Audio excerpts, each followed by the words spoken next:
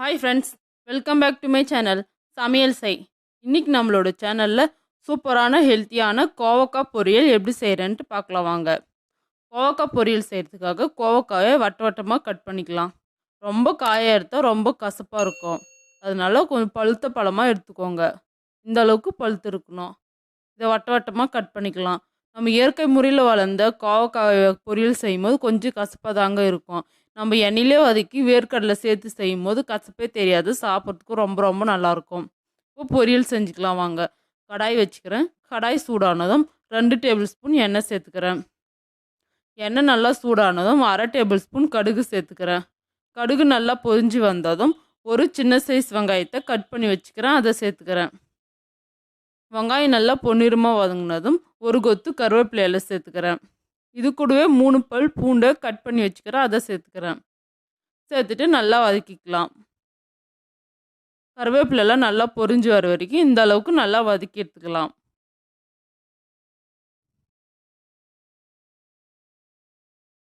நம்ம கட் பண்ணி வச்சுக்கிற கோவக்காயை சேர்த்துக்கலாம். 1-2 கொட்டைகளெல்லாம் எடுத்துட்டு சேர்த்துக்கோங்க. கொட்டை நிறைய முத்திட்டு இருக்கும். எண்ணெயிலே நல்லா வதக்கிக்கலாம். தண்ணி எதுவும் சேர்க்காதீங்க. நல்லா வதக்கும் போது தான் கசப்பே தெரியாது. இது கூடவே 1 டேபிள் ஸ்பூன் கல்லுப்பு சேர்த்துக்கிறேன். கல்லுப்பு சேர்த்துட்டு நல்லா வதக்கிக்கலாம். காய் கொஞ்சம் நிறமாறி வர வரைக்கும் நல்லா வதக்கிக்கலாம். தண்ணி எதுவும் சேர்க்காதீங்க. நல்லா எண்ணெயிலே வதக்கிக்கோங்க. நம்ம கடையில் வாங்கி செய்கிற கோவக்காய்லாம் கசப்பே இருக்காது. நம்ம அப்படியே பொரியல் செஞ்சு சாப்பிட்றதுக்கு நல்லாயிருக்கும். ஆனால் அவ்வளோவா இந்த அளவுக்கு டேஸ்ட்டும் இருக்காது, ஹெல்த்தியாகவும் இருக்காது.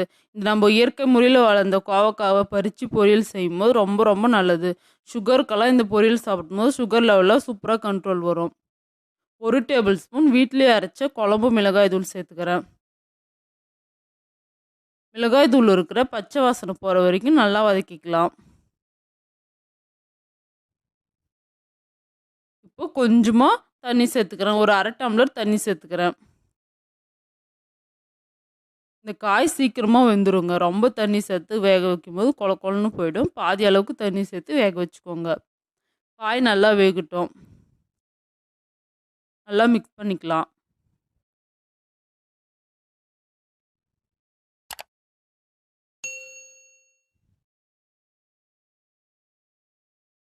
நல்லா தண்ணி சுண்டிட்டு காய் நல்லா வெந்து வந்துக்குது பாருங்கள். இந்த அளவுக்கு நல்லா வேகணும். வெந்த பின்னாடி 1/2 கப்பு வேர்க்கடலையே பொன்னிறமாக வறுத்துட்டு தோல் எடுத்துட்டு மிக்சியில் நல்லா நைஸாக பொடி பண்ணி வச்சுக்கிறேன். அந்த பொடியை சேர்த்துக்கிறேன்.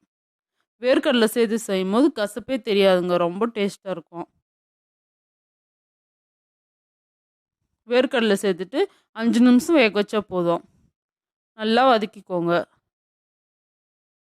ரசம் சாதம் கூடலாம் இந்த பொரியல் வச்சு சாப்பிட்றதுக்கும் ரொம்ப ரொம்ப டேஸ்ட்டாக இருக்கும். சாதத்தோடு பிசைஞ்சு சாப்பிட்றதுக்கும் ரொம்ப ரொம்ப நல்லாயிருக்கும். ஃப்ரெஷ்ஷான கொஞ்சமாக கொத்தமல்லி இலை கொஞ்சம் சேர்த்துக்கிறேன். சேர்த்துட்டு நல்லா மிக்ஸ் பண்ணிக்கலாம்.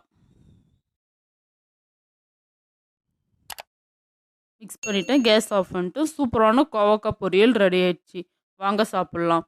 இந்த வீடியோ உங்களுக்கு பிடிச்சிருக்குன்னு நினைக்கிறேன். பிடிச்சிருந்தா லைக் பண்ணுங்கள், ஷேர் பண்ணுங்கள், கமெண்ட் பண்ணுங்கள், மறக்காமல் சப்ஸ்கிரைப் பண்ணுங்கள், பெல் பட்டனை கிளிக் பண்ணுங்கள். அடுத்த வீடியோவில் பார்க்கலாம்.